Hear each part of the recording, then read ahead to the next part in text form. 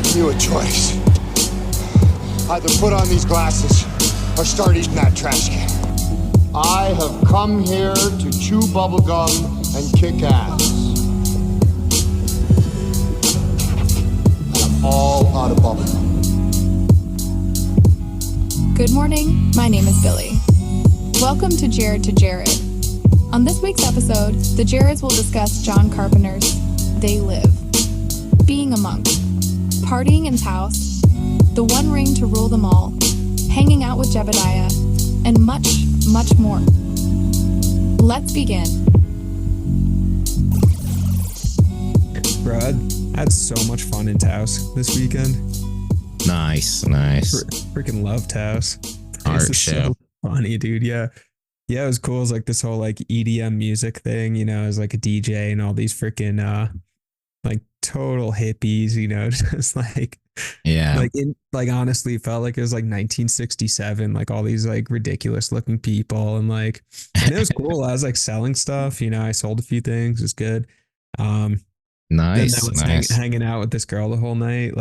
Yes. Yeah, she was cool, man. She was from Colorado, but like she was this like goth chick, you know, and she had like a face tattoo and all this shit. Nice. And it was funny because my buddy Eric from Albuquerque came up. He was hanging out and like I went to the bathroom or something and I come back and Eric's like, "Oh yeah, dude, that girl Ashton, she was like asking about you." I was like, "Oh, the chick with the face tattoo? Fuck yeah."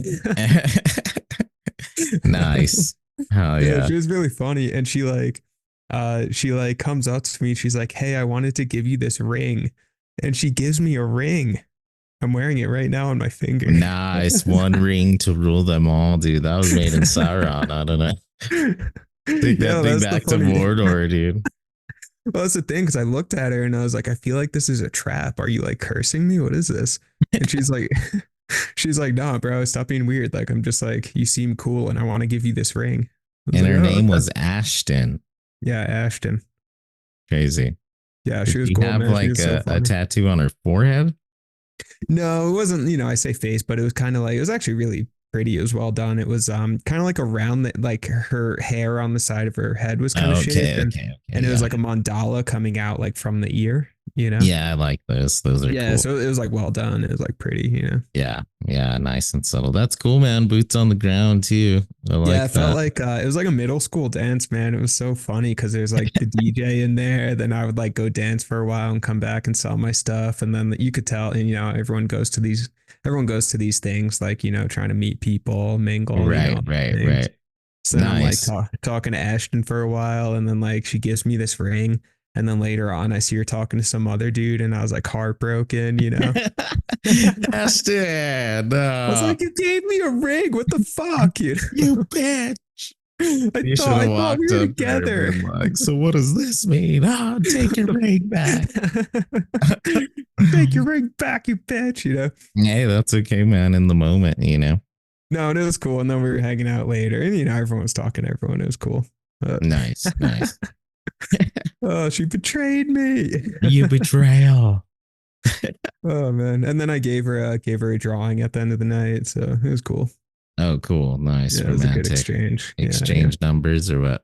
Yeah, exchanged info. I mean, she lives up in Colorado. She was like, I think a friend of hers was like maybe one of the DJs or something like that, you know. Okay. So she was just in town. But yeah. Nice. And it was in this like janky little venue, you know, like a little bit outside of town. It almost looked like it was like an old bowling alley or something. It was like how many people freaking were they like older, or were they all like in their 20s? What would you say?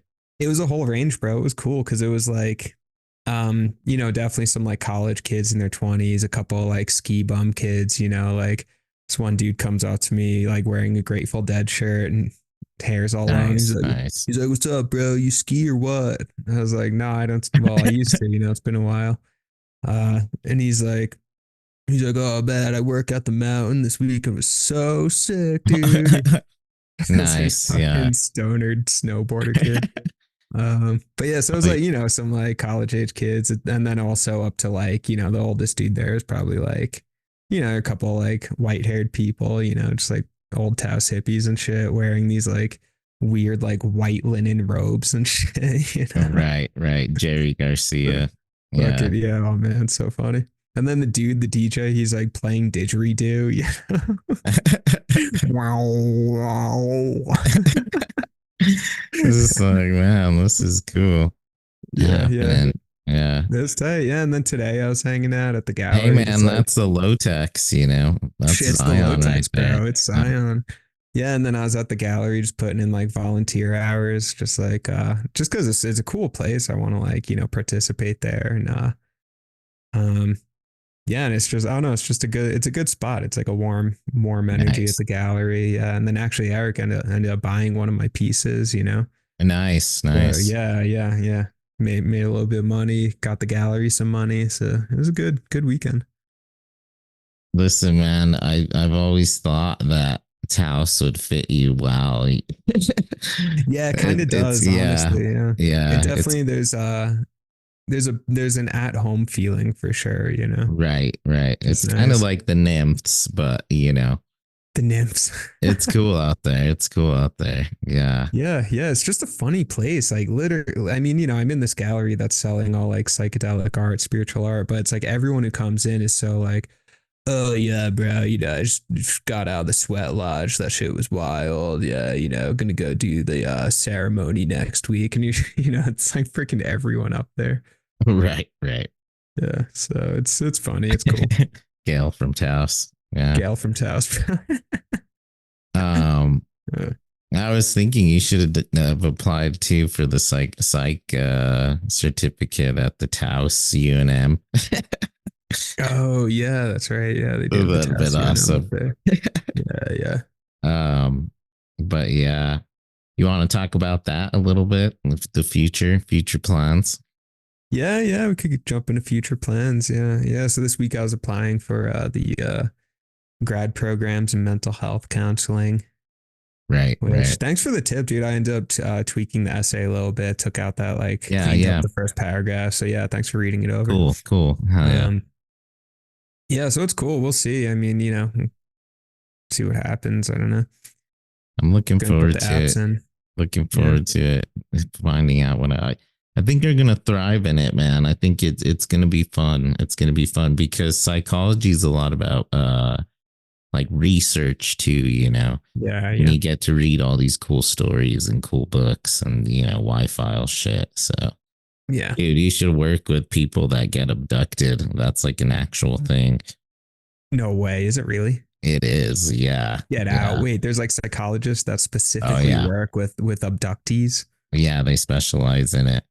And they're man, I can't remember what I was watching or reading when they're interviewing one of a psychologist that works with people that have gotten abducted, and he's just like, listen, like 90% of the people I work with, it's as real to them as it would be for us to, wake up every morning and go to work. He's just like, it's real. Like this happened to them, and whether it did or not, to them it did, and he has to approach it from that point, See, that's my question. Yeah. Is it like, from the psychologist point of view, is it like, no, it's a hallucinated experience, but it felt real to them. So I need to meet it at that level rather than constantly, trying to be dismissive of what, their experience. Or is it, or for the psychologist end, is it like, no, this shit is actually happening and this is a real experience that we need to work on with these people, Yeah. Do you know generally if it's like, I mean, according to this dude, that was more his tactic, is addressing it as if it were real, not as if it were real for them, and then coping with that as a PTSD, And then a lot of times they would have like awakenings to it, or they'd figure out trauma or something like that, Wow. But then, of course, this was, I think, like History Channel on YouTube or something, but Ancient Aliens. But essentially, though, they had a cool little spin on the story, because he is also saying that a lot of these stories, they really sounded real. Then there wasn't really a way to like debunk them either. He was just like really crazy encounters, that just eerie. He's like 90% of the stories were like, okay, this person's dealing with something or whatever.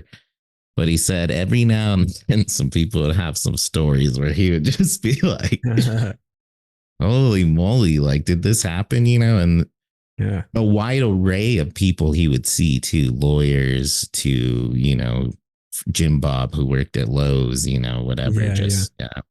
So be kind of interesting. There's all kinds of different. Oh, and then I was telling you about the psychologist who works with people who think they were possessed, that would be crazy. Think they were possessed. Yeah. Dude, see, and that's interesting because I think, and this isn't my point. I've read some guys who made this point, but that like the role of the therapist is kind of like, kind of like the postmodern take on the role of like the priest or the role of the, shaman or something like that, where it's like the healer, all that sort of stuff, because those roles just like don't really fully exist in mainstream society anymore. Even the priest, I mean, we are a largely secular society, and in, people that still go to church and go to the priests and stuff, it's an institutional thing, all this stuff. Right. So then according to, some writers I've read, they're like the therapist is stepping in and fulfilling that archetypal role of the, of the healer, that sort of thing, and giving a sort of spiritual yet secular meaning to a lot of people, albeit within a, capitalistic framework. It's in exchange for money, but hey, I've always seen it as sort of the Western medicine man, Yeah, exactly. Yeah, the elder, the healer, the priest, right. The exorcist. The exorcist, right? Yeah, exactly. Right. They're all just really deep dives into, human psychology, essentially. Right. Yes. And responses to fear and trauma and what have you, It's interesting. I have the minor in it, I always found it what I studied most. I took all of Dr. G's classes, and his focus is the psychology of love. And like, abnormal psychology too, and, sexuality, stuff like that, all that stuff's really freaking bizarre. Yeah. And like our attachments to romanticism and our love stories, Yes. Yeah. Yeah. Bro, and like sex therapy seems fascinating. I don't know anything about it except I watched on Netflix, freaking Gwyneth Paltrow has some nice. some dumbass thing. She calls it like Goop or something like that. It's like her like health and wellness outlet. I don't know, magazine, whatever. Okay. So they did one on like sexuality and all this stuff, right? So then they, it's like a documentary, and they're showing these, these couples who are having difficulties in their relationships, stuff like that. And then they have these sex therapists come in and like go through, and they're like showing them all these like different practices to like heal their shit. And it's interesting because it's not just like, it's not just sex. It's all like the psychological stuff. Right. Like, oh, you're hung up, or you two got into this like cycle in your relationship where like, she's taking on this like maternal role, and you're not stepping fully into your masculinity or something like that, because you're still hung up on this like childhood stuff. So it goes pretty deep with that. And then there's all these like embodied practices, doing freaking dance, all these different things in order to like kind of heal and switch up those roles and the power dynamics within the roles. Right. Exactly. Yeah, it's really interesting. Yeah. Yeah, it does. It does. And again, how important is, physicality with human beings, sex, and intimacy and all this, these roles, if anything, it's one of the like pillars of our psychology, and our responses to it. So relationship, family relationships, friendships, community, romantic relationships. That's the ground that we walk on. That's everything. Right. Even like, I've realized like, the years of my life that I think of as like the best years in my life or the most fun or whatever. It's when I was hanging out with people a lot, or just was feeling really connected with people, or even this weekend I had a great time. And the reason I had a great time is because Eric came up from Albuquerque. I haven't seen him in a while. So it was like, good catching up with a friend. went to this EDM thing where, you know, I didn't even care about making money on the art. I just thought it'd be cool to go, you know, and like, this girl freaking gives me a cool ring and stuff. We're talking the whole night. I'm like, but that's what made it fun. You know, it's like, you know, I'm not Right. like, oh man, the whatever. I'm like, the guy had a didgeridoo. I mentioned that, but it's not even the music that made it. It's the dynamics and the interactions. And I ran into, the girl who owns the gallery that I'm hanging my stuff up. She was there, like a friend of Nice. hers who I met, this guy who lives in the back of the gallery, like he was there. So it felt like, you know, it was like, oh cool, what's up? You know, talking to everyone. Right. And Right. that's what made it fun, was the human connections and the dynamics. You know, that's it. The village, you The know, village, bro. it's Exactly. the It's all, psychology of the village, you know. yeah, yeah. So I mean, that's really, that's everything. That sense of connection, you know. Right. Right. Yeah. It's almost a way of putting on the glasses, right? Oh Seeing shit. a different. Are we jumping in? Are I we think you're jumping in, John Nada. You know, Oh, thank man. God Nada over here. Hell yeah. And maybe should- that's why his response was so irrational when he first puts on the glasses, starts blasting the aliens, you know, because it was an uncanny fear of Yeah. diluting the village, you know. Can you, oh, interesting. Yes. Can you give like, you know, for listeners, just give like a short introduction to today's movie? They live. John Carpenter. Rowdy Roddy Piper. Yes. Um, Yeah, John Carpenter's They Live, recommended highly by you. Dion Yes. also. Essentially about a drifter who gets caught up in with some low techs. And where is that? LA. It looked like LA. Yeah. And the low techs are making sunglasses, and you put the sunglasses on and you can see essentially through the world, right? Every sign, like every advertisement is called out, you know. Instead of there being an advertisement, it's you know, get married and have kids, or it's obey, or, you know. So essentially put the glasses on, and more importantly, he sees a bunch of race of aliens, you know. All the rich people are aliens, and they're freaking essentially feeding off the middle class. So it's up to Rowdy and his friend to you know, uncover the truth. How does it end? Remember he's on that roof, which actually that's symbolic, because they like they climb up the building from the basement, you know, because that's they're meeting up with all the other people who've seen, you know, the other seers who put on the glasses, and they're able to see like the underlying ideology and all that. They start in the basement of this building, and then they work their way up to the ceiling, right? In this like big skyscraper. And then he takes his gun and shoots the satellite, which then like disrupts the alien operation, because it was all about like media and how like media is a form of thought control. Right. You know, and the aliens are using media to like in advertisement and marketing to control people, right? Right. So then he just shoots a freaking satellite, which I wish it worked like that. He just fucking take a pistol and just like shoot one satellite. Can you imagine just like ending capitalism by shooting a satellite? You know, that'd be so simple. Oh, yeah. Overall synopsis of the movie. What are your general thoughts on John Nada? Is he on the level of Johnny Mnemonic? Oh, good question. So one, that is, his name is Nada.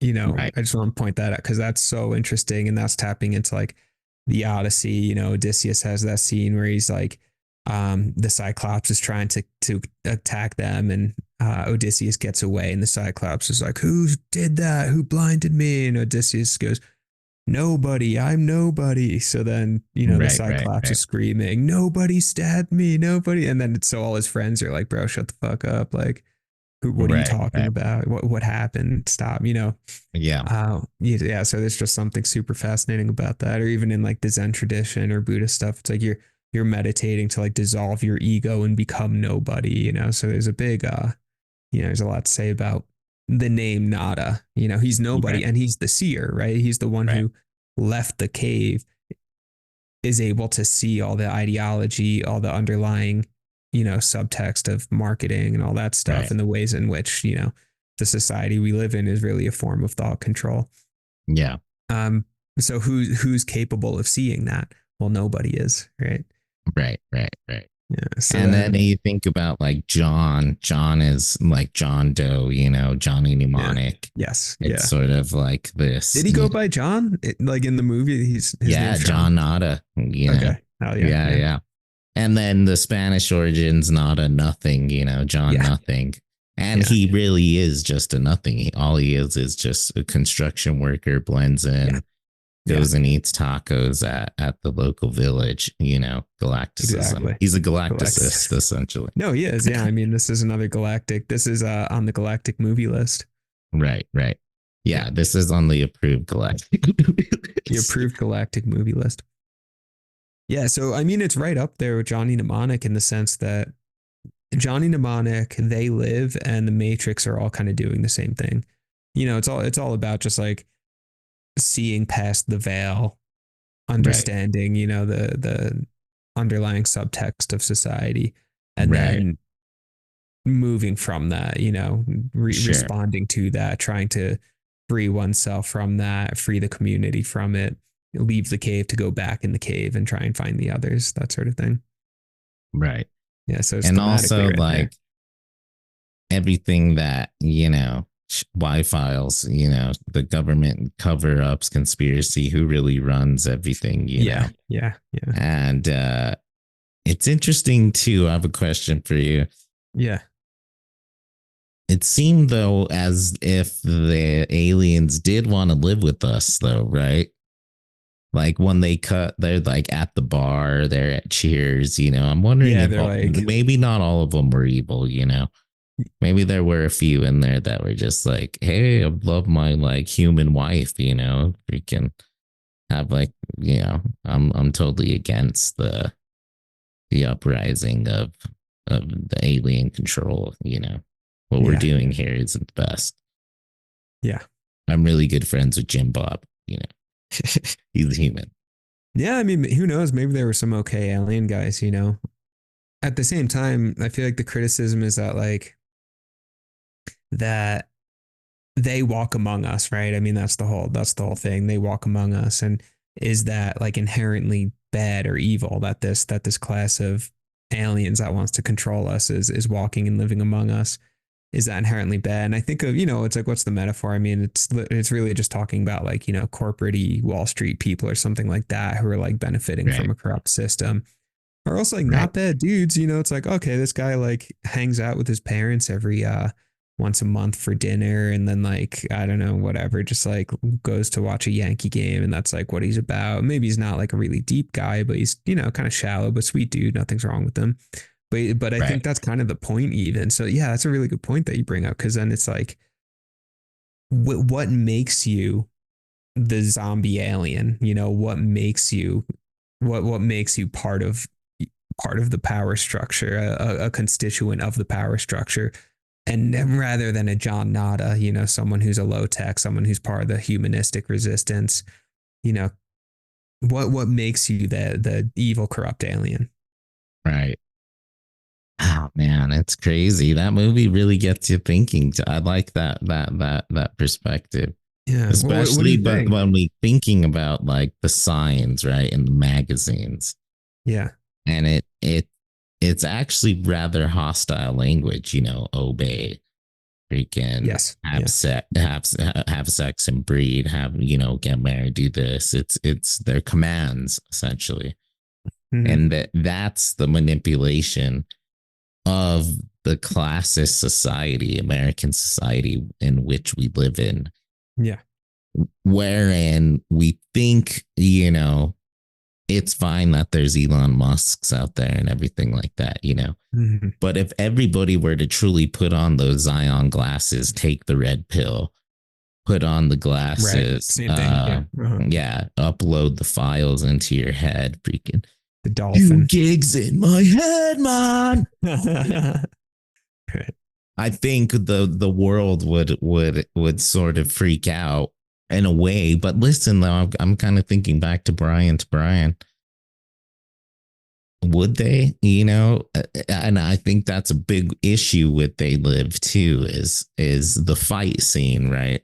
Yeah. He has to, we get this epic fight scene. It's about 10 minutes 15 long. minutes, dude. So Fist fighting his friend in the alleyway to put on the glasses. Put on the fucking glasses, man. Put on the glasses. Roddy Piper freaking suplexes, you know, because he's trying to fight not leaving the cave. You know, he doesn't want to put the glasses on. Doesn't want to see the signs. Force the glasses onto someone, you know. Right. And that's a good question that the Matrix raises too with Cypher, you know. Yeah. I want to enjoy my steak again. Ignorance is bliss. Just like, you know what? Like, put me back in the Matrix, make me rich and fucking, you know, I don't want to be in Zion anymore. Or should I eat my pudding and go to an EDM concert with Gail from Zion, you know?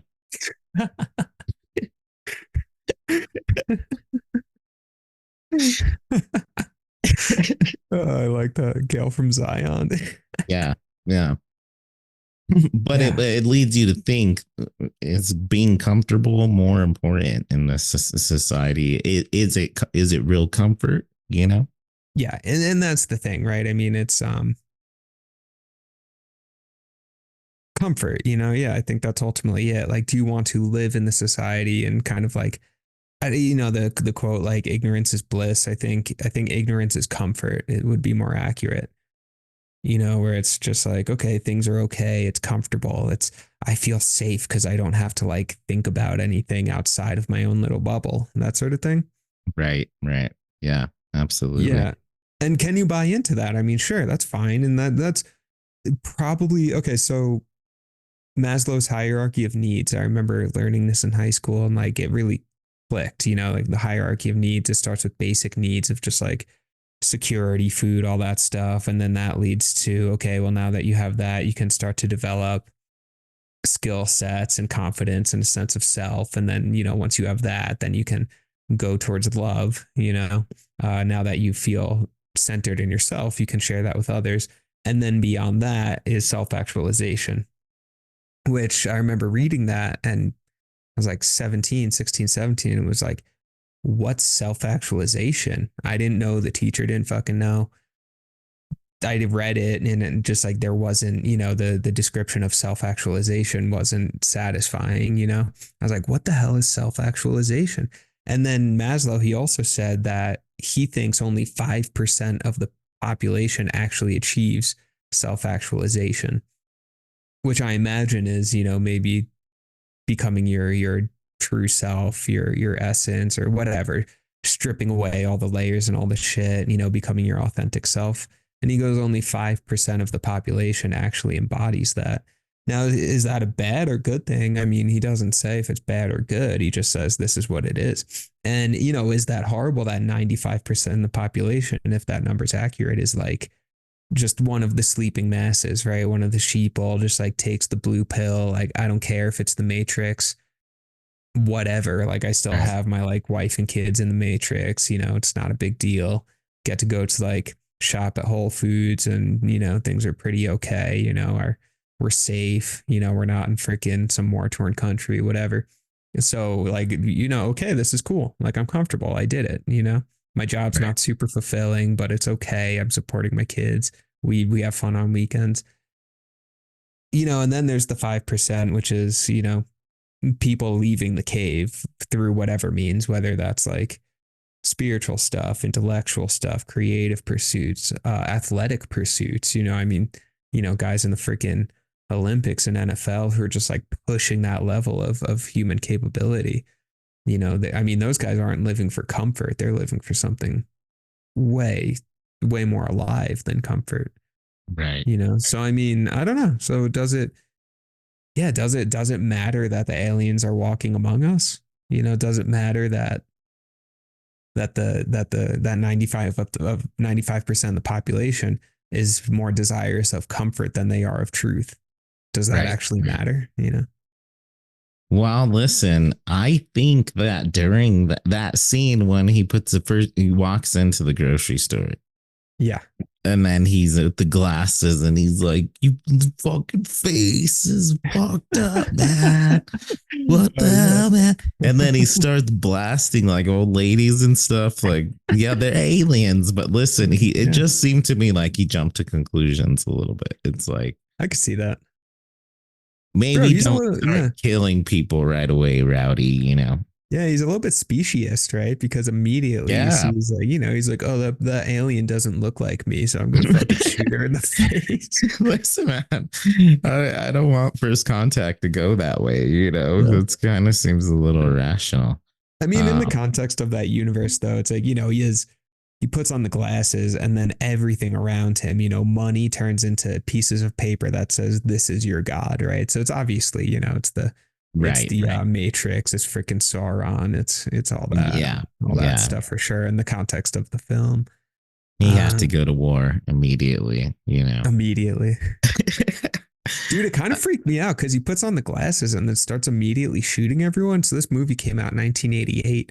In the context of 2024 now, that's a different image, bro. It's like 1988. That's like the Roddy Piper sees the truth and starts shooting up aliens, you know, people like going into a bank. He goes into a bank and starts fucking shooting. Little bank starts blasting, yeah. Right? Whereas like if you made a movie in 2024 where doesn't Roddy Piper puts on some fucking vision glasses and starts shooting up a bank, way different message. And a grocery store, just like, yeah, whoa, shoots up a grocery store. It's like, no, it's like, oh, that dude's a school shooter, bro. That's scary. Right. Just the like school shooter who's like, oh man, I see it. These glasses work, or he's a schizophrenic on a rampage, you know? Exactly. Yeah. How about this? I to kind of go a little off topic. It's interesting to me that the priest character and the church is still used as sort of like, you know, the Galactic Observatory to channel with, you know, the low techs and to make the glasses, the technology really. Yeah, like the church was the underground. The church was the underground, the dolphin, you know. Yeah. Well, the church was Rollins, you know, in this. So yeah. I don't know. It's pretty interesting. Fucking overload. This causes it. Freaking and then there's that scene where the priest is like channeling with the TV and kind of like repeating exactly what Carl Sagan is saying in the TV, you know, about everybody. Yeah. So I don't know. Maybe there will be a place during the apocalypse for you know, the monastery after all. So yeah, who knows? I mean, I think the church was just the that was the cover, right? Right. But that black dude was the preacher. He was the preacher. That was true. Street preacher. Yeah. I want to become a street preacher. Love the street preacher. Love the street preacher. All right, here's a question for you. Preacher. Yeah. All right. So I guess first a point and then a question to follow up. So Roddy Piper's character, he rolls into town on like a freight train or something. He's like this like train hopping, like beatnik Jack Kerouac dude, you know, kind of hobo figure, right? Wanderer, vagabond. Right. Comes into town just kind of looking for work, you know, whatever, doing what he can. And he's like sitting by a fire playing harmonica, right? He's playing like blues harmonica. And he's this kind of romantic figure, you know, and like, even early on, he's talking to his friend they're working construction, and the friend's talking about how he's getting like the boss is screwing them or like whatever's going on with like the housing market, whatever. He's just talking about inequality and how fucked up it is.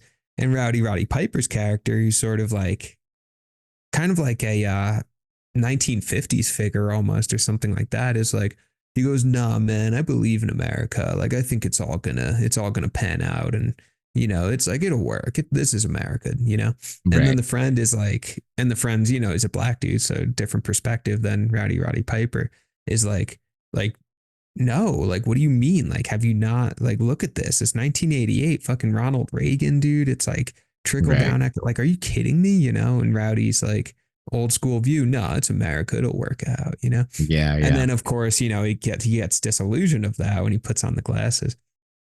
But I guess, what do you make of that? That dynamic of Rowdy Roddy Piper being this like kind of like folklore figure from like the 50s or 60s, coming in on a train playing harmonica, being Right. confronted with like Los Angeles of 1988, which is like fucking, like markets, bang, and he shoots up a bank, right? I mean, it's all about economics and inequality and this like hyper advanced technological society, like way too much advertising. What's with that? What's that juxtaposition? I think John Nada is America, right? He loves America, man. He's an American man. He wants to live the American dream. He wants to like good, honest living out there doing construction, no shirt on with a mullet, Yeah. He'll eventually get paid on Thursday so he can rent himself a nice place and just kind of things will work out, despite what happens. And then when he puts the glasses on, that's when he freaks out because his America is overran by the species of freaking greedy, blood sucking aliens and that's the uncanny fear. Like I said too, he gets disillusioned. It makes us sick. That's why we hated movies like Polar Express, because the uncanny of like almost human but not like AI. It makes us sick. Yeah. In fact, Y-Files, there's the original Shrek. They did like screenings and previews, and like apparently kids were like leaving crying, hysterical. So the studio had to like lessen his detail and make him more like 2D, back to like the original sort of like less lines, less human, because of that uncanny fear. We don't like the almost human. The almost human is something terrifying. It's the non-human's okay, the human's okay, and the almost human is terrifying. Right. Yeah. And the almost American was even more terrifying for John Nada, So he went nuts. He went nuts. So, and listen, there, despite the racial, because obviously there's that, but both of those dudes were in the same economical situation. If anything, his friend was in a sort of a better one. He was more involved in the village, had more security that way. So, and a family, he was sending money to in Mexico or wherever the hell. Detroit. And, which obviously when he puts the glasses on too, he freaks out. So, Yeah. I would say it's the fear of losing the village, the American village in the 80s, which was happening via technology. Right. So, yeah. That's MTV, so man. Yeah. Yeah. And you know what? Now I'm thinking of that character, the like female role, the one who like John Nada has a crush on, even though he definitely shouldn't, because she threw him out a fucking 8-story window. That was the best scene in movie history, other than Rollins. Funny, bro. Okay, so the dude gets fucking thrown out an 8-story window by this chick, right? And then he sees her later on at the low-tech meeting, and he's literally just like, the next time he sees her, and he's just like, and he's like psyched about seeing her. It's just like, what the fuck? And she's like, sorry about that fall that you took. Sorry for cracking a champagne bottle over your head. Trauma. Over your head and pushing you out of fucking throwing window. you out my window, shattering the window. 8 stories down, completely fine too. He was a little shook. I know, he just like gets up. He's like, damn, that was crazy. Love But then that that chick. chick, so like, okay, so in the movie you have the alien zombies and then you have the humans, right? But she ends up being a villainous human because the friend, the dude, John Notta's friend, she ends up shooting that guy and killing him, and then she ends up killing John Notta at the end, right? Because Well, he she did. shoots the satellite and then she shoots him or something. Oh yeah, Yeah, so even though she was a human, she freaking iced him. yeah. And she was posing as a freaking the leader of the Low-Techs, Yeah, she was She was, posing as a low tech. yeah, she was Jane Bone, Yeah, yeah, What she lied, man. She really lied. I can't yeah. believe it when she caps his homie in the head going up the Oh, that's stairs. so It's like, sad. That was the no. worst part of the movie. Yeah. Oh man, travesty and John Carpenter. Where would you put this on the John Carpenter list? What's your top five? Top five John movies. Okay, so all the Kurt Russell John Carpenters are so good, bro. Like They're all so good. The Yeah, Thing is fire. Like that. The Thing is such a good movie. That's probably that amazing. might be the best John Carpenter. Big Trouble in Little China, so good. Big Trouble in Little China. What's the I other got one with Kurt Russell? to say you. Um, Escape from New York, Escape from New York. from Yeah, LA. Yeah, yeah, yeah, so good. yeah. I And then like he, They Live a yeah, lot. I think my favorite's The Thing, and then after that, They Live. yeah. My Yeah, favorite is I think Big Trouble in Little China. yeah. You're a fan of that one. Yeah, Yeah. Also because it gives me like nostalgia as a kid, always yeah, watching that movie. yeah. Hell yeah. Um, and then probably some good ones out there. So many good Carpenters. Probably The Thing would be number two. The Thing's incredible.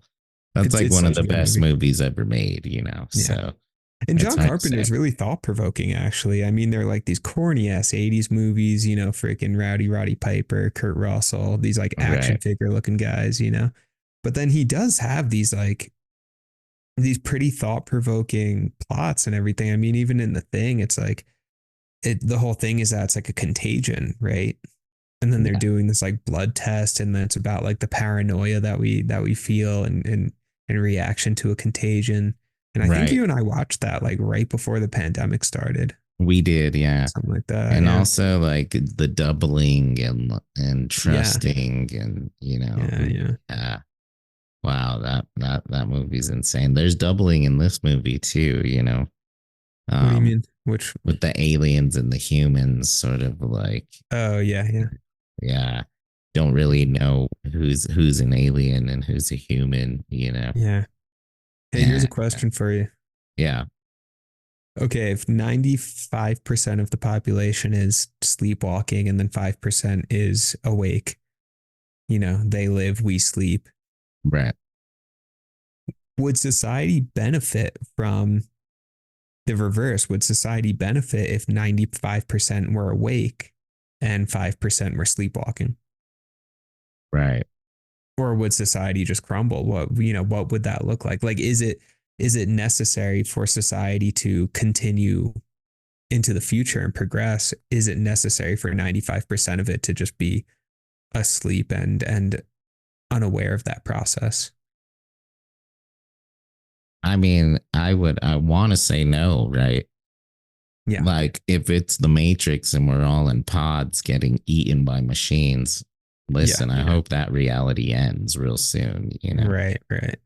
Uh of course with the Matrix, they bring up like the conditions of Zion not being very good. The sky's Yeah. scorched and food's real bad. Yeah, it's not as comfortable. Yeah, you still have the village mindset there. I don't know, what would it look like, and we think Johnny Mnemonic, J-Bone and his freaking his little setup there.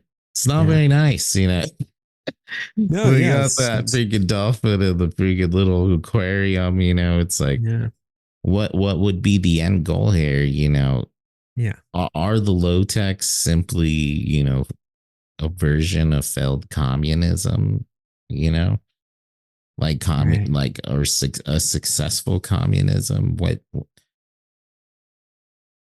What would you say that it would be? Because communism is too much power to the village, right?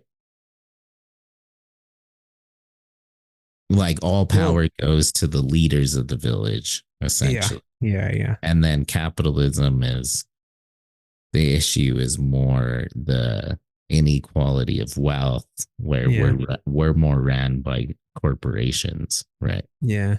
Well, communism and capitalism are both dehumanizing in the sense that they're viewing human beings solely through economic lenses. You know, it's like, I mean, that's communism too. It's not humanistic. It's viewing people solely in terms of workers and rulers and economics. You know, so I think I don't think of the low techs as functioning within either of those. You know, I think it's something other. You know, I think it's something way more humanistic. Okay, imagine this. Yeah. But then this is just the distribution of wealth, you know, but I can imagine a world where there's not necessarily any rich people. This is essentially communism, I guess, a version of, but everybody makes like a pretty large amount of money, and things aren't that expensive to buy either. So you can live and experience your life. And everybody pretty much works like part-time, you know, 25 to 30 hours a week, siestas, and with, you know, lots of time, like the summers off or something like that. And society still runs, you know, we still have, you know, all the farmers and teachers and actors and we are all getting paid pretty good, you know, but there's not Bill Gates, there's not freaking Stephen Hawking's going to, going to Epstein Island, you know, it's, right. Did you just say Stephen Hawking going to Epstein Island? Yeah, he was on the list, man. Shut the fuck up. Stephen Hawking. Dude, I swear they've been making memes and GIFs about it for weeks now. It's freaking just so ridiculous. Insane, bro. Yeah. Fucking Stephen Hawking. Like, what could he have possibly been? All right, whatever.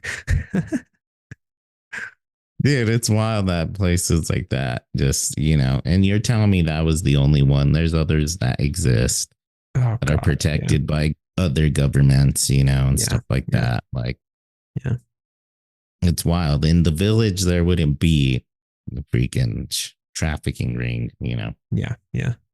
Well, I guess that's it. I imagine the village, which is to say the 5% of awake people becomes 95%. I imagine it would be a place of less extremes.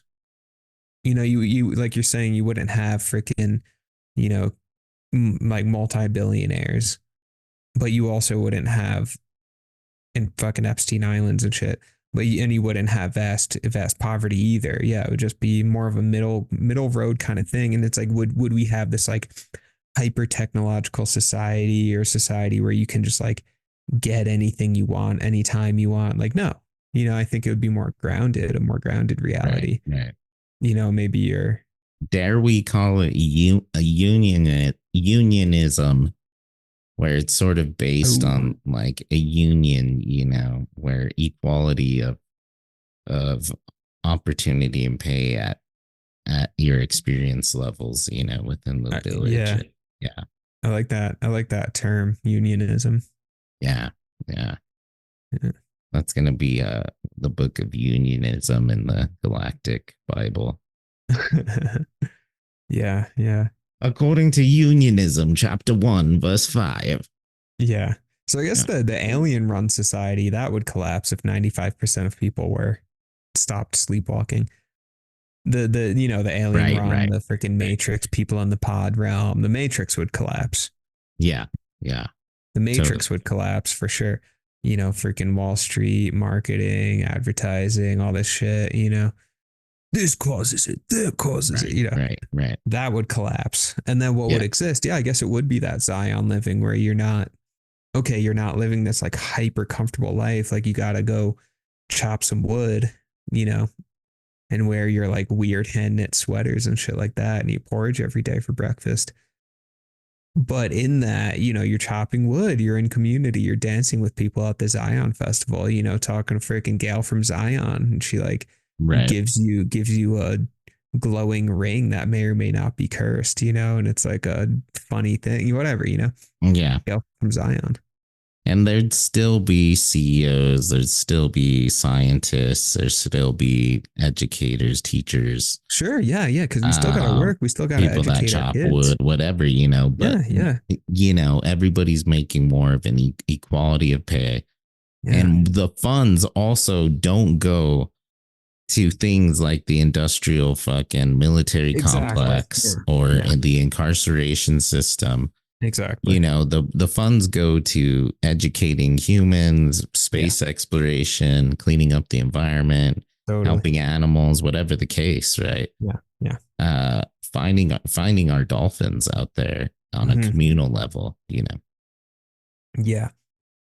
Freaking Roshi Maharaja Steve, man. I met her son around the holidays because he was like coming to visit her right before I was leaving for New York. And he lives in Pennsylvania, so he lives right near like an Amish community or something. Really cool guy, interesting dude. He actually works on like stage sets and stage design, and he's an older guy now, and he's done like stage setup for freaking the Rolling Stones for years. Like he like traveled on their freaking private jet, hanging out with Keith Richards. Cool guy, had some good stories. Wow. Yeah, Nice. really interesting. Yeah. You know, and he's like a carpenter dude. He, you know, works with like stage sets.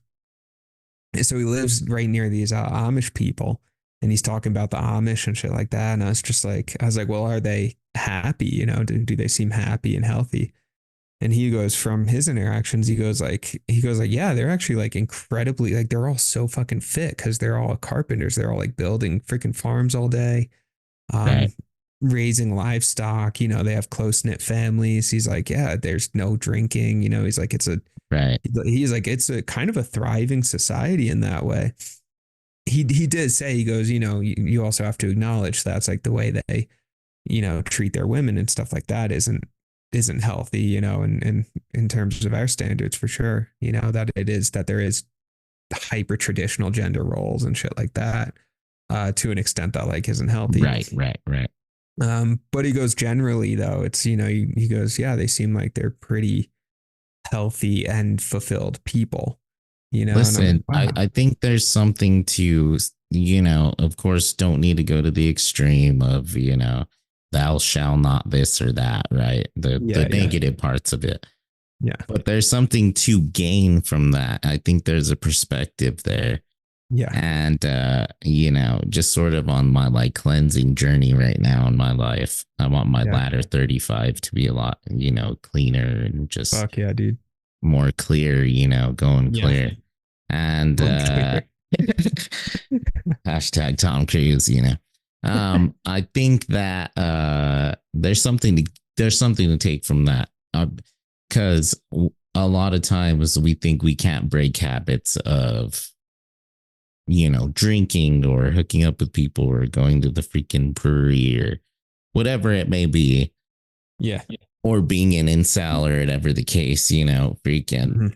I think the answer is simple. You know, Forrest Gump, I watched that the other day. Sometimes the answers are more simple. We complicate the world, you know. Definitely. Very much. And maybe the answer simply is throw your dog on a leash and literally go for a walk, you know, or like build a freaking cabinet or go watch a sunset and talk with a friend, you know, and have some tea or something like that. Like, it doesn't have to be like, shit, my life's so boring, like I should be like a freaking spy or something. Like, that's unattainable, you know, or I should go like become a cop or something. Like, this isn't We Own the Night, you know, like calm down, just freaking be Amish for the afternoon, you know. Oh yes, and freaking go hang out with Jebediah and take your dog for a walk and churn some milk, you know, and shit, you'll make it through the next day and it might be actually be pretty beautiful, you know. Oh yes, I remember 40 winters ago. It was quite a snowy winter back then. It was quite a snowy river, and Jebediah lost 3 toes, but he made it through. Yeah, man. You know, I mean, that's what it is, right? And then it's like you have like the old wisdom holders and storytellers, and you know, you just kind of hang out on the porch and drink some tea, tell some stories. I mean, life is actually it's a freaking paradise if we allow it to be. You know, It really is. You know, it's like finding there's so much paradise beauty. on your own, you know. Yeah, there's Yeah. so much beauty, but then we fuck it all up, by turning it into this like wild mess of a thing where, you're right, it is simplicity because it's like, dude, studies are in, it's like the psychologists have done all the research and the two things that make us happiest are exercise and relationships, Right. bonds. Yeah. That's literally it. Who would have thunk it, you know? It's actually pretty Yeah. simple. Uh yeah, and maybe sort of hitting on karma too. Mm. Living in accordance where the result of your actions turn out to be something more pleasing and peaceful, and uh also knowing that you can build for the future today. Yeah. And again, I think it's gauging expectations. Like you're saying, it's sort of like the monk thing. It's sort of like the Benedictos back to 1660 when we used to live in the abbey. I remember that part. Yeah, that was good times. Yeah, that was the first. We did the first Jare to Jared episode back then. That was right. Yeah, we should find that text. I bet you it's still there. Benedicto to Benedicto. Benedicto to Benedicto. Put out. San Francisco to Benedicto. En nombre de Padre de Espíritu Santo. There's something to that though, is the piece of just like the monastery, like, hey, I'm gonna stop chasing freaking this dream and that causes it and this causes, What the fuck? Literally getting out there, finding your dolphin and freaking not putting so much pressure and like expectations on your life, I guess is what it Agreed. is. Yeah, bro. I mean, amen. Amen. En el nombre de Padre, de Hijos, de Espíritu Santo. Padre, Espíritu Santo. Yes. Thank you, Father. Yes. Padre. Bless you, Padre. Yeah. Oh, gracias a Dios. Thank you, Padre. That movie I watched, Sean Connery was the best San Franciscan. A numeri patros, Spiritu Santi. Oh, so funny, dude. Oh man. Yeah. 1660s.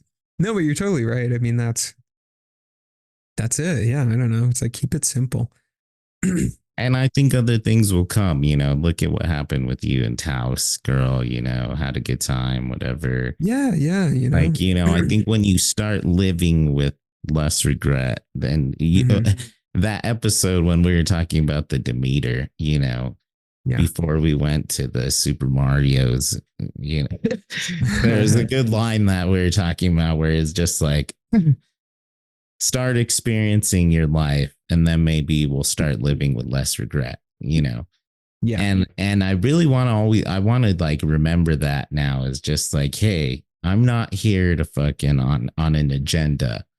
Like I'm here to experience my life and then hopefully I'll live with less regrets. More things that I desire will come my way because it's not attractive or like conducive when you're depressed or freaking, having bad habits and shit, to meeting people, to having good relationships, to going to the gym, exercise, Yeah. So, Yeah, right on, and it's like Alan Watts has a quote where he says like, the meaning of life is just to live. Yeah. That's it. It's like we're running around. Oh God, what's the meaning of life? What's my purpose? How do I get more pleasure? How do I get more, whatever, all this stuff. And then it's like, no. It's just the meaning of life is to live it. It's just to live. It's just to be. It's just to, that's it. I mean, actually we were talking about that, just that like being, like just, you get exhausted at a certain point of like, maintaining the performance of all our different roles in society, job roles, right. Responsibilities. And that's not to say you abandon all your responsibilities or something like that, but it's like you get tired of the performative aspect of it, maintaining the mask, right? And then And the thing that you said that felt so profound was like, you go, I just want to be. Yeah. And Yeah. it's like, yeah, of course, that's it. And like, you just want to Right. be, you just want like a lot.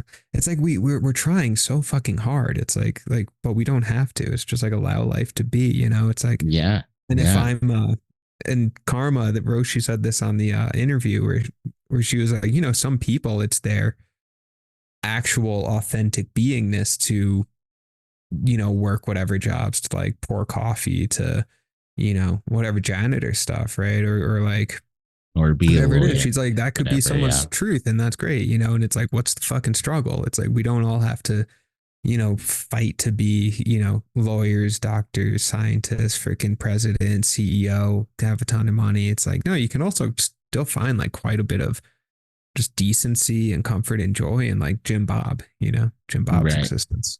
Right. Exactly. Benedicto, Yeah. wearing the robes and just the simple life, the Jesus life. Yeah. So get this, Scorsese's trying to get Day-Lewis to come back, gave him an award the other night, and he's like, maybe we'll make one more movie together.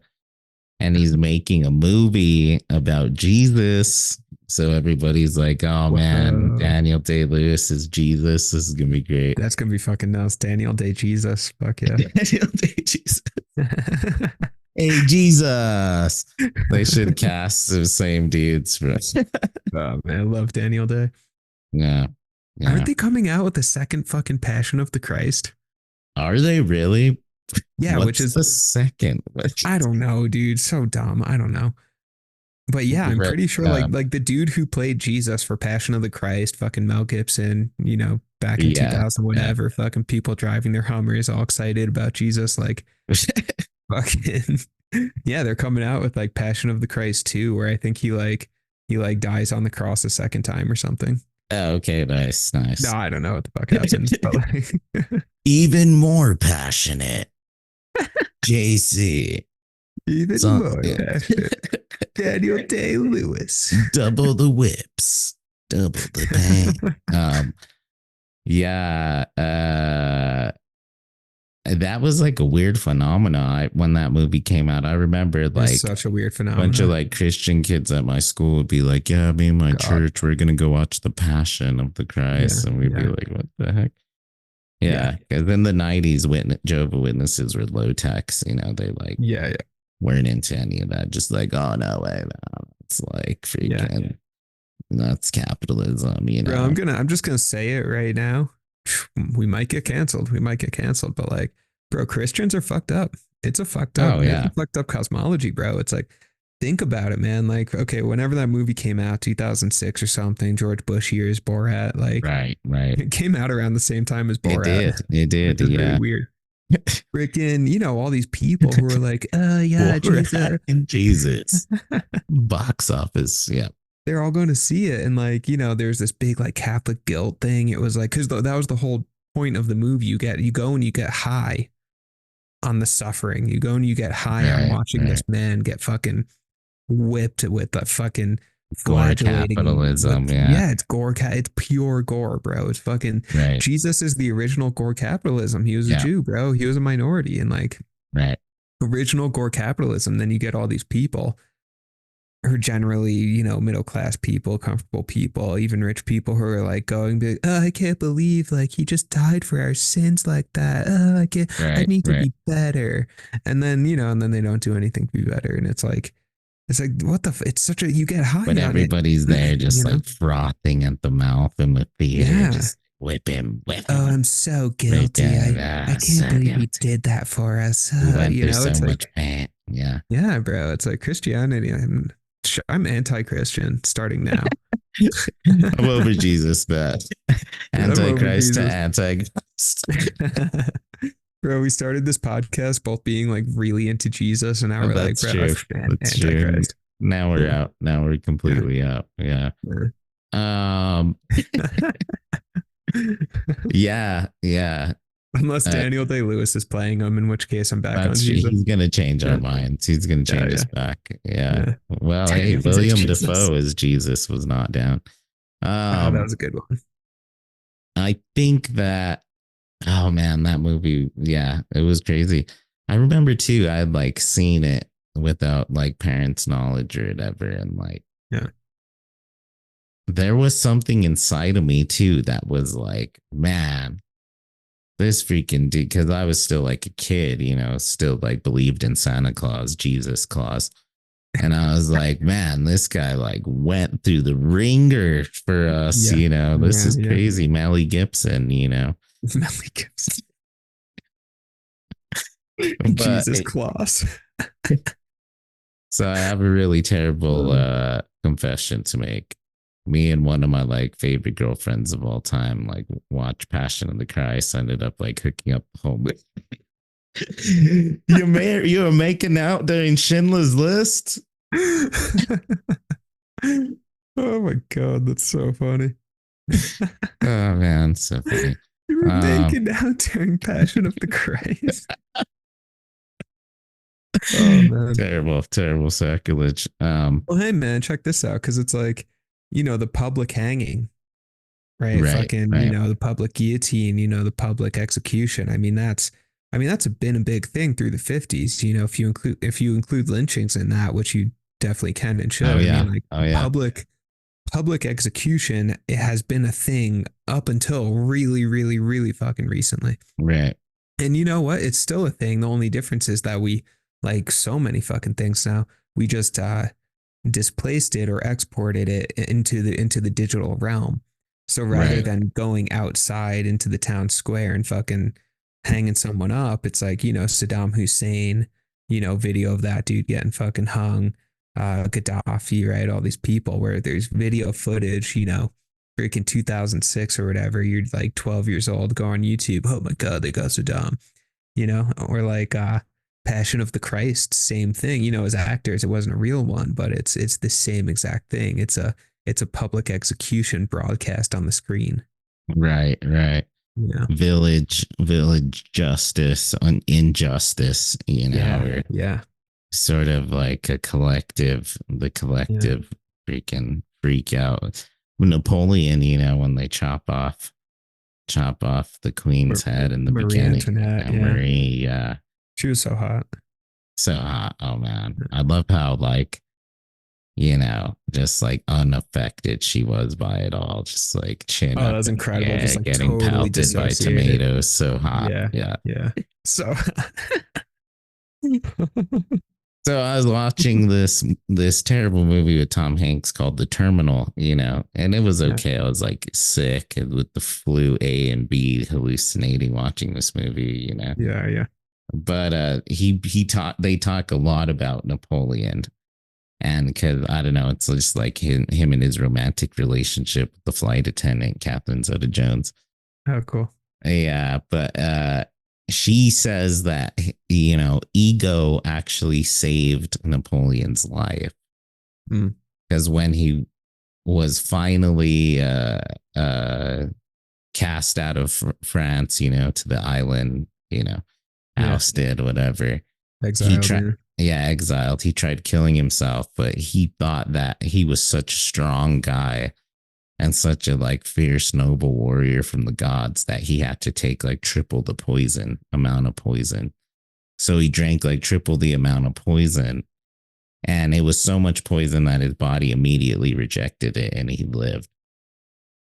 That's so weird. So, like, his ego actually saved his life from a suicide attempt. You know? That's so weird.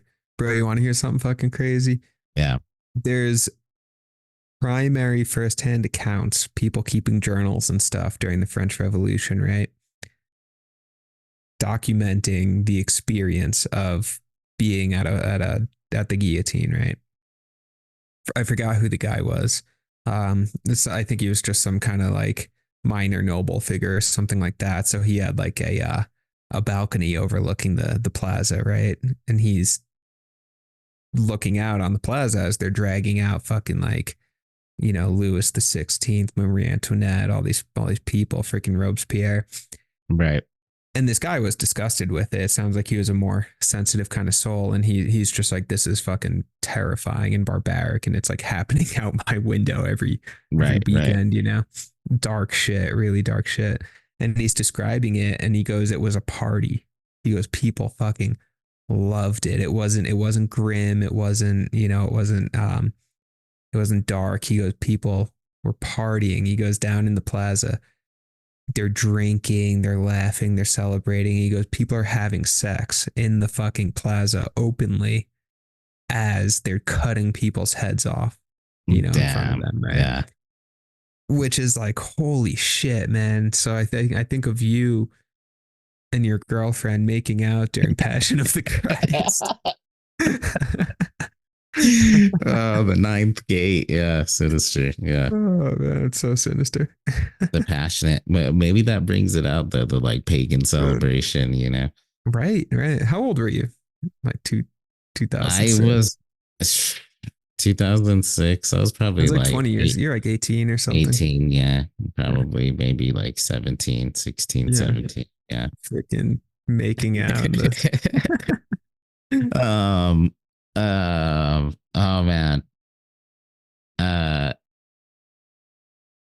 That reminds me of the Salem witch trials. So for like, they only lasted 100 days, right? But they killed like mad people. Yeah. Like, 33 people or something like that. And like 17 of them were condemned by one little girl, a young girl like Dalton, who also condemned her family, and then later like grew up to like, hated the witch trials and blah blah blah. Oh, did she? Yeah. Did she like later she on like in her life reformed and like there was like she had like a court judge where she like apologized to all the victims, later Holy shit, wow. Yeah. But anyways, it went on, day after day, they're murdering people, celebrating, just nobody was safe, like they did it. That's a witch. Yeah. Until this like really nice sort of like Jim Bob dude who had like a lot of property, who, they kind of had their eye on. There was this law that you had to say whether you were a witch or not a witch. Right. I remember this. Yeah. And if you didn't say, then your family got to keep the property because you didn't testify, So there's a loophole. So this guy refused to testify. So one of the only really recorded like execution style, like court ordered in American history of like, torture. They smashed this dude to death. They put a board on him and like pile rocks on top of the board. So brutal. And that's what made the village be like, this is pretty brutal. Like, I don't know, guys, maybe this isn't right, and then everybody kind of snapped out of that collective freaking mass hysteria, Oh, interesting. Yeah. Yeah, that's pretty bad. Cause that too, because I remember you're right. The whole thing was like, okay, if you die admitting you're a witch, then your children won't inherit your property. Right. But then if you die not admitting it, saying I'm not a fucking witch, your children, because you were human, get their inheritance, right? But then the trade-off is if he says I'm a witch, that they would just, hang him or shoot him, not torture him. Right. That was kind of the trade-off. And it was like a very noble act because he continued to say the entire way, I'm not a witch. I'm not a witch. I'm not a witch. Yeah. And like refused, because even if you said you were, then that was a testify. Even if you said you weren't. Yeah. That was a testifying to the court, so they could still take your property. Yeah. And then check this out. Every single trial that they had, everybody who admitted they were a witch, testified they were a witch, lived. Yeah. And everybody who said they weren't a witch were executed. Really? Yeah. So, a lot of like scholars, like they